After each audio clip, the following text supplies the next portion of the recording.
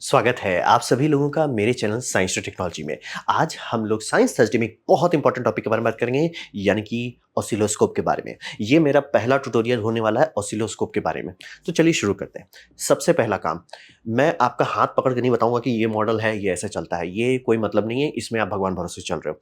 तो सबसे पहले आपको भगवान भरोसे से नीचे उतरना है। तो वहां पे सबसे इंपॉर्टेंट डॉक्यूमेंट होगा, आपके जो भी आप मॉडल लिए हो उसका पहले बॉक्स पकड़िए और उसमें मैनुअल खोजिए। जैसे मेरा ये राइगॉल का है, मैनुअल खोजिए। बहुत सारे नए वाले में मैनुअल नहीं मिलेगा, क्योंकि आज कोई मैनुअल पढ़ नहीं रहा था तो कंपनी प्रिंट करना बंद कर दी। फिर भी कुछ ना कुछ कागज का डॉक्यूमेंटेशन दिया जाता है, जैसे कि ऑसिलोस्कोप के साथ प्रोब्स भी आता है। और प्रोब बहुत कॉम्प्लेक्स चीज है, सिर्फ प्रोब की बात कर रहा हूँ, ऑसिलोस्कोप की नहीं। प्रोब बहुत कॉम्प्लेक्स चीज है, तो इसीलिए हमेशा मैनुअल पढ़िए, तभी आप गाड़ी आगे बढ़ा सकते हैं। तो चलिए, जैसे मैंने मैनुअल लिया, मैंने मैनुअल पढ़ा, उसमें मुझे दिखा रहा है कि भैया यहाँ पे एक ग्राफ होना चाहिए। आपके में भी होगा, इसीलिए मैं बोल रहा, मैं नहीं दिखाने वाला हूँ। आप अपना जो भी खरीद रहे हैं उसमें होगा, या उसका ऑनलाइन भी आप डाउनलोड कर सकते हैं। किसी भी ब्रांड का, किसी भी मॉडल का अच्छा खासा ऑनलाइन पीडीएफ आपको मिल जाएगा। तो इसमें दिखा रहा है कि भैया पहले आप ये करो, फ्रीक्वेंसी कॉम्पनसेशन करो। तो भैया प्रोब में कॉम्पनसेशन करना पड़ता, तब जाके आप आगे बढ़ोगे। ठीक है, तो चलिए हमने कोई प्रोब पकड़ लेते हैं। प्रोब है क्या मेरे पास? हाँ, चलिए कोई भी प्रोब पकड़ लिए। तो ये जैसे मैंने प्रोब लिया, ठीक है, हम प्रोब कनेक्ट कर दे रहे हैं। मेरा 4 चैनल का है, आपका 1 चैनल का हो सकता है, 2 चैनल का हो सकता है, 3 चैनल का हो सकता है। 3 चैनल का जनरली मैंने देखा नहीं ज़्यादा, 4 देखा है, 6 देखा है, 8 देखा है। आम लोगों की आम ज़रूरतों में आप उतना ऊपर जाने का ज़रूरत नहीं पड़ेगा। जनरली 4 से नीचे मत आइए, और 4 से ऊपर जाने का मतलब आप स्पेशलिस्ट हो। तो ठीक है, हमने लगा दिया प्रोब। तो मैं कैसे चेक करूँ कि ये प्रोब सही है कि नहीं? प्रोब तो अभी भगवान भरोसे चल रहा है, मैं कैसे चेक करूँ कि प्रोब सही है कि नहीं? हर ऑसिलोस्कोप में एक सिग्नल जनरेटर बाय डिफॉल्ट दिया जाता है, ताकि आप कंफर्म कर सको कि प्रोब सही चल रहा है कि नहीं।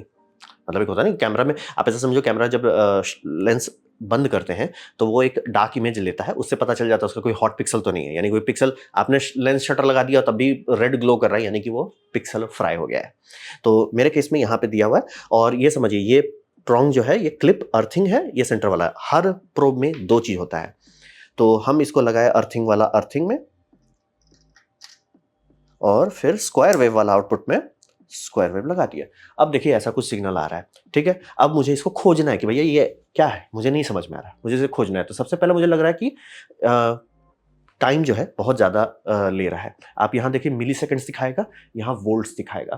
तो ये हो गया आपका 1 एक्सिस, ये हो गया दूसरा, ये हो गया टाइम एक्सिस, ये हो गया एम्पलीट्यूड एक्सिस। तो टाइम एक्सिस में मिली सेकेंड्स पे चल रहा है। आपका कोई भी ऑसिलोस्कोप है उसमें ये 2 हमेशा दिया जाएगा, एक्स और वाई का कंट्रोल, और उस पर लिखा रहेगा क्लियर कट। जैसे कि मेरे केस में लिखा हुआ है वोल्ट और मिली वोल्ट। वोल्ट बड़ा यूनिट है, यानी कि उस तरफ बड़ा होते जाएगा, दूसरे में कम होगा। चलिए करके देखते हैं, मुझे नहीं पता क्या होगा। तो ये देखिए ऊपर जा रहा है, नीचे आ रहा है। ये देखिए एम्पलीट्यूड मैं कम कर दे रहा हूँ, मुझे अगर पूरा स्क्रीन नहीं खाना है, एम्पलीट्यूड कम करते जा रहे हैं। और एम्पलीट्यूड के बाद भी तब भी अगर नहीं फिट हो रहा है, चांसेस है कि आप क्लिप कर रहे हो। क्लिप करने के लिए दूसरा एक ऑप्शन रहेगा, जो फाइन ट्यून ऑप्शन रहता है, वो आपको नीचे लाने का ऑप्शन दे देगा। देखिए, ये अगर मेरा पूरा हटाने का कोशिश कर रहा हूँ, और अभी भी लग रहा है कि यार देखो बहुत ज्यादा जगह खा रहा है, कोई बात नहीं, इसको फाइन ट्यून करो।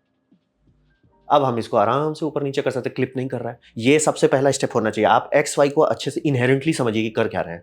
इसीलिए हर ऑसिलोस्कोप में यही होता है। वी लिखा होगा, माइक्रोवोल्ट लिखा होगा, और उसका एक तो ये समझिए पोजीशन करके लिखा गया है, जो आपको वर्टिकल अलाइनमेंट देता है, यानी ट्रिगर जो पॉइंट देख रहे हैं उसको अप डाउन कर देता है।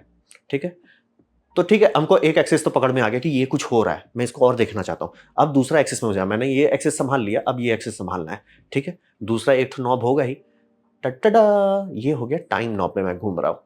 टाइम में घुसते जा रहा हूँ, और घुसते जा रहा हूँ, और घुसते जा रहा हूँ।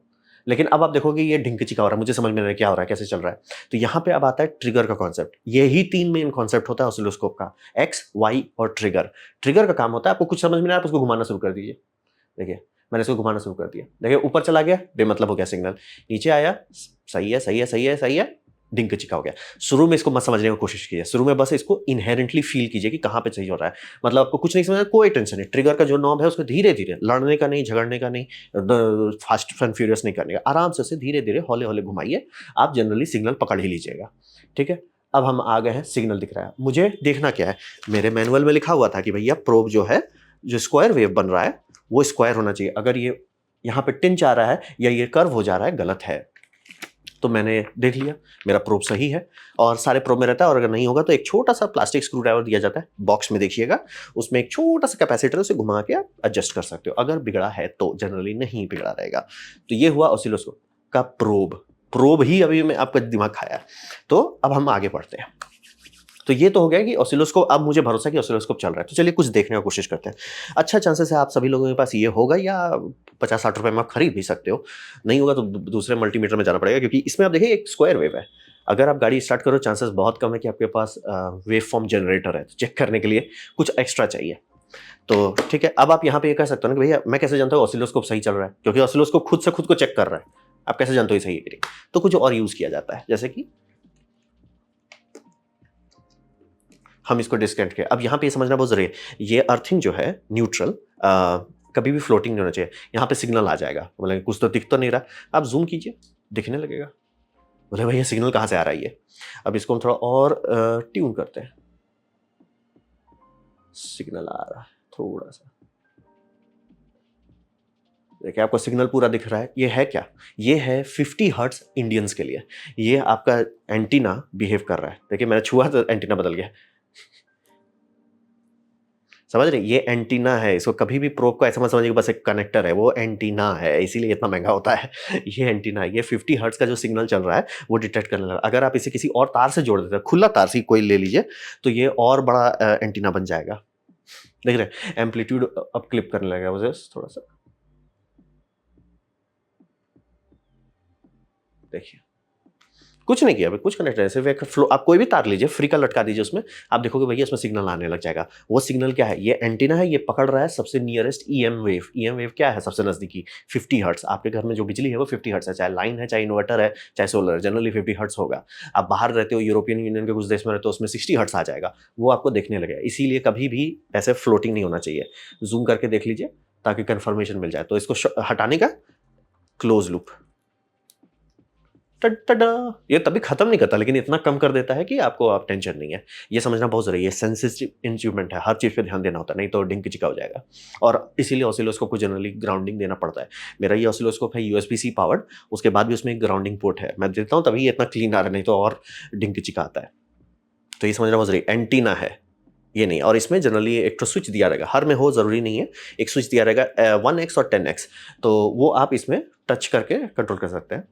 जैसे यहाँ पे आपका देख लीजिए, प्रोब जो है, प्रोब में 10x है या 1x है, वो आपको कुछ ध्यान नहीं देना, बस दोनों सेम होना चाहिए। जैसे यहाँ प्रोब 10x का है, यहाँ पे सेटिंग 10x होना चाहिए। मेरे केस में थोड़ा ज़्यादा बह गए हैं, देख सकते हैं कुछ ज़्यादा सेटिंग्स का ऑप्शन दे दिया है। 0.00x, 2x, 1x, 1x और 10x का है। मैं जैसे अगर इसको 1x, टच स्क्रीन नहीं है, भूल जाता हूँ बार बार, मतलब ऑसिलोस्कोप है ये, टीवी नहीं रहता। टीवी रहता तो ये एक्चुअली कर सकता है टच स्क्रीन के साथ। अब मैं इसको 1x कर दिया। ये दोनों सेम होना चाहिए, मैं क्लियर कर देना, दोनों सेम होना चाहिए, इससे ज़्यादा अभी दिमाग मत लगाइए। तो ये हुआ आपका एकदम बेसिक गाड़ी खोलने के लिए। आप पहले प्रो का पेपर वर्क पढ़िए, मैनुअल पढ़िए, और उसके बाद XY को समझने के लिए उसमें जो सिग्नल जनरेटर है उसी को समझिए। जब आप वो कर लेते हैं, फिर दूसरा उसको छोड़ के, मतलब ऐसे फ्लोटिंग छोड़ के 50 हर्ट्ज या 60 हर्ट्ज को खोजने की कोशिश कीजिए। चलिए इसको हम हटा देते हैं। हाँ, 50-60 हर्ट्ज को खोजने की कोशिश कीजिए। 50 आपको मिल ही जाएगा इंडिया में, ज़्यादा दिक्कत नहीं होना चाहिए। थोड़ा सा टाइम स्पेंड कीजिए, थोड़ा सा फील लीजिए। ये समझना बहुत जरूरी है। ऑसिलोस्कोप हंटिंग डिवाइस कहा जाता है, यानी कि आप खोजते हो। इसीलिए ये नहीं कि एग्जैक्टली इतना सेटिंग पे ऐसा दिखेगा, वैसा आपको कोई बता रहा है तो चूना लगाया जा रहा है, वैसा होता नहीं है। आप आराम से इसमें जाओ, देख लो। ये बहुत ज़्यादा अंदर जा रहे हो, बहुत वो कर रहे हो, ठीक है। तो ये तो हो गया आपको समझ गाड़ी खोलने के लिए। अब हम देखते हैं कोई सिग्नल। तो जैसे ये बताया मल्टीमीटर है, मल्टीमीटर में आप लोग देखते हो एक बड़ा ऊट पटांग सिंबल है, स्क्वायर वेव जैसा। वो क्या है? वो सिग्नल जनरेटर है। क्यों है हमसे मत पूछिए। मेरे 2 मल्टीमीटर्स में है, बाकी सब में नहीं है, लेकिन 2 में है। तो चलिए हम लगाते हैं उसको। ये होगा आपके साथ जनरली आउट ऑफ बाउंड जा रहा है, तो हड़बड़ाने का नहीं, लोड नहीं लेने का। आप बस आराम से जूम आउट करते जाइए। अब देखिए कुछ दिखना शुरू हो गया, हमेशा होगा, इसीलिए बोला हड़बड़ाने का नहीं, लोड नहीं लेने का। फिर दूसरा एक्सिस पे चिल मारिए, कोई टेंशन नहीं है। टटटा, यही एक्स और वाई, इससे ज्यादा कुछ नहीं है, ठीक है।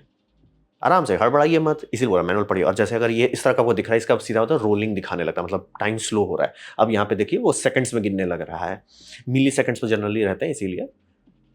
और नीचे, और क्लोज, और क्लोज, और क्लोज। बहुत ज्यादा क्लोज जाने की जरूरत नहीं है। तो आप देख सकते हैं इसमें ये स्क्वायर नहीं दिखा पा रहा है, मतलब ये एजेस जो है स्टेबल नहीं। अब रहा बात कि ये आपका मान लीजिए स्थिर नहीं आ रहा है, ट्रिगर, ये तीसरा चीज है जिस पे आपको ध्यान देना है। ट्रिगर अगर मैं बाहर निकाल देता हूं, ये डिंक चिका हो जाता है। देख रहे हैं अब ये स्थिर नहीं रह रहा है। ट्रिगर पे आपको इसीलिए ध्यान देना होगा। देखिए अब जब मैं ऐसे ट्रिगर यहाँ पे ले आ रहा हूँ, मतलब कि जो वेव का है राइजिंग या फॉलिंग, उस पर बाद में दिमाग लगे, लेकिन बस ट्रिगर सही जगह पे होना चाहिए।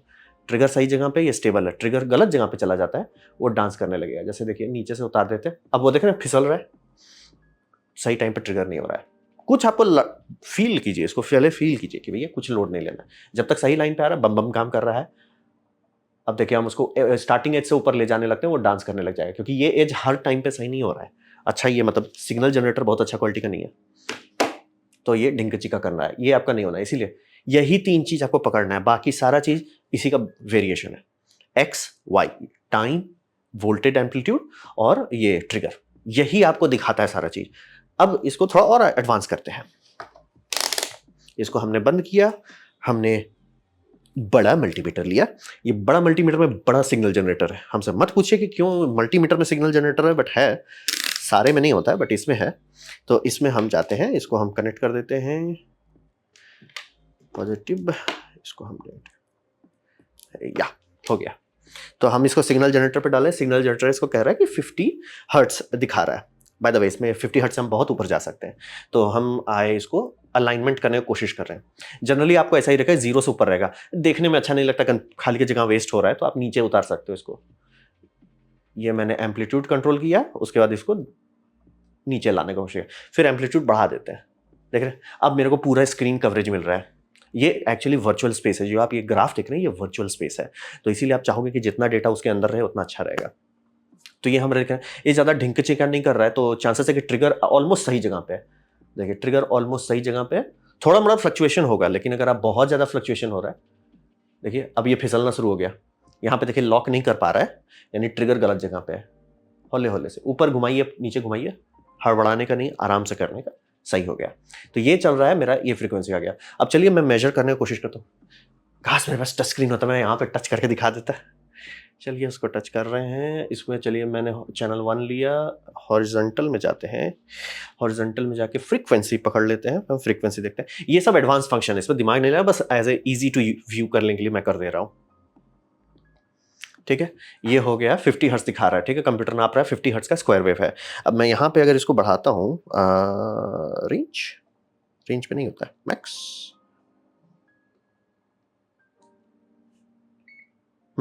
अब वो 100 हर्ट्ज हो गया। इसीलिए बोल रहे थे इसमें है थोड़ा एडवांस सिग्नल जनरेटर है। 100 हर्ट्ज हो गया। अब आपको कहोगे यार थोड़ा क्लीन नहीं दिख रहा है कि सिग्नल अच्छा है कि नहीं। आप इसको एक एम्पलीट्यूड को चेंज करो, यानी कि मैं टाइम में देखना चाहता हूँ। अब आपको दिखेगा कि ये फ्लैट है कि नहीं फ्लैट है, क्योंकि यही आपका जितना भी डिजिटल सर्किट है इसी पे चल रहा है, स्क्वायर वेव्स पे। अगर स्क्वायर वेव राउंड होने लगता है, गड़बड़ है। चेक कैसे करोगे? ऑसिलोस्कोप में करोगे। वही अगर आप बहुत बाहर निकालने लग जाते हो, तो ऐसा में आपको क्या समझ में आएगा सिग्नल क्लीन है कि नहीं? आपको जूम करना पड़ेगा, गहराई से उतरिए, और गहराई में उतरिए, और गहराई में उतरिए, और भी गहराई में उतर सकते हैं। एक पॉइंट के बाद ज्यादा सेंस नहीं बनता है, क्योंकि अब देखिए आप बहुत गहराई में उतर रहे हैं तो आपको यहाँ कर्व दिखने लग जाएगा। थोड़ा सा होता है, ये समझना बहुत जरूरी है। ऐसा फिजिक्स में अलाउड नहीं होगा कि आप, जैसे इनर्शिया होता है ना कि 0 to 100 किलोमीटर पर आवर नहीं पकड़ सकते आप तुरंत, मतलब पिक एक्सेलरेशन लगेगा, यही एक्सेलरेशन है। तो हर इक्विपमेंट आप जो खरीदते हो उसमें लिखा रहता है कि इतना इक्विपमेंट आपका हम सपोर्ट करेंगे, इससे ज्यादा नहीं करेंगे। जैसे कि आप देख लो कि 0 मिली सेकेंड्स में हमको नहीं दिख रहा है, यानी कि बम बम है। नैनो सेकेंड्स में दिख रहा है, ठीक है। हाँ, ओवर शूट हो रहा है, अंडर शूट हो रहा है तो दिक्कत है। तो चलिए हम इसको जैसे बाहर आते हैं। अब मिली सेकेंड्स में एकदम क्लीन है, चकाचक है। ये हुआ 100 हर्ट्ज। थोड़ा इसको और बढ़ा देते हैं,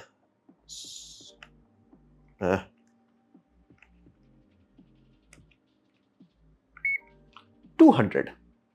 देखिए अब ये छोटा होते जाएगा, हम कुछ ऑसिलोस्कोप पे नहीं छोड़ेंगे, बस इसमें छोड़ रहे हैं। देखिए ये छोटा हो गया, 300, 400 और छोटा हो गया, 500 और छोटा हो गया, 600 और छोटा हो गया, 700 और छोटा हो गया, 8। अब बोले भैया थोड़ा दिख नहीं रहा है क्लियर, कुछ हो रहा है, जूम कीजिए, जूम कीजिए, और इसको छोटा करते हैं। अब हम ये आ गए किलो हर्ट्ज में आ गए, 2 किलो हर्ट्ज, लाला, 3 किलो हर्ट्ज, 4 किलो हर्ट्ज। भाई किसने बनाया ये multimeter? 5 kilo hertz, I think ये इसका हाईएस्ट है। हाँ, देखिए ये दूसरा एक साइड इफेक्ट होगा। अगर जैसे मैंने कोई भी काउंटर दिया या आप कोई भी मैथमेटिक्स ऑपरेशन कर रहे हैं, उसका एक लिमिट है, वो एक्सपेक्ट कर रहा है। वर्चुअल मेमोरी से अगर बाहर चला जाता है, वो नहीं देख सकता है। वो 50 हर्ट्ज़ पे आ गया है, वो देख नहीं पा रहा है, क्यों? वर्चुअल मेमोरी से बाहर चला गया। अब मैं इसको ज़ूम आउट करूँगा, आराम से, वो तुरंत पकड़ लेगा। ये होता है ऑसिलोस्कोप का गाड़ी खोलना। यहाँ तक आप आ जाते हैं, बाकी सारा चीज़ इसके ऊपर बिल्ड करता है। ये आपका कोर फंक्शनैलिटी होना चाहिए। मैनुअल पढ़िए, प्रोब्स को कैलिब्रेट कीजिए, उसके बाद सिंपल सिग्नल्स को देखना शुरू कीजिए। और इस यहाँ तक आप तुरंत पहुँच जाते हो, बल्ले-बल्ले। इसके बाद आप आर्डुइनो में भी बना सकते हो, ESP32 में भी बना सकते हो, वो सब आप कर सकते हो। और मेन यही 3 चीज़ है, एक्स, वाई। जैसे मान लिया मैं रिज़ल्ट को हटा देता हूँ। रिज़ल्ट को कैसे हटाऊँ? टुई, हटा दिया, रिज़ल्ट हटा दिया। ये एम्पलीट्यूड, टाइम और ट्रिगर, इसके सिवा कुछ नहीं है। यही 3 चीज़ पे पूरा प्रैक्टिस कीजिए, एकदम फ़ील आ जाना चाहिए। इसलिए देखिए जितने भी आप एक्सपर्ट्स को भी देखेंगे, वो फ़ील करते हैं कि अच्छा कहाँ आ रहा है सिग्नल, वो अंदाज़ा आ जाएगा। आप प्रैक्टिस करते रहोगे, समझ आ जाएगा। पहले मैं ही खूब टाइम पर अरे ट्रिगर को ध्यान ही नहीं, हम पूरा एक्स वाई कर रहे हैं सर, ट्रिगर कहाँ है? ट्रिगर पे ध्यान दो। तो ये 3 चीज़ को अगर आप कर लेते हो, एक्स, वाई और ट्रिगर, प्रॉब्लम सॉल्व हो जाता है। ये आपका पहला चैप्टर हुआ। ये सब आप अच्छे से कर लो, तब ऑसिलोस्कोप पे हम लोग दूसरा चैप्टर में जाएँगे। तो अगर ये प्रेज़ेंटेशन आपको अच्छा लगा, कुछ सीखने में कुछ समझ में आया हो, अगर ऐसा है तो प्लीज़ लाइक कर दें, दोस्तों से शेयर कर दें, उससे मेरा काफ़ी भला होगा। और मैं आपसे दोबारा मुलाकात करूँगा अगले वीडियो में। बाय।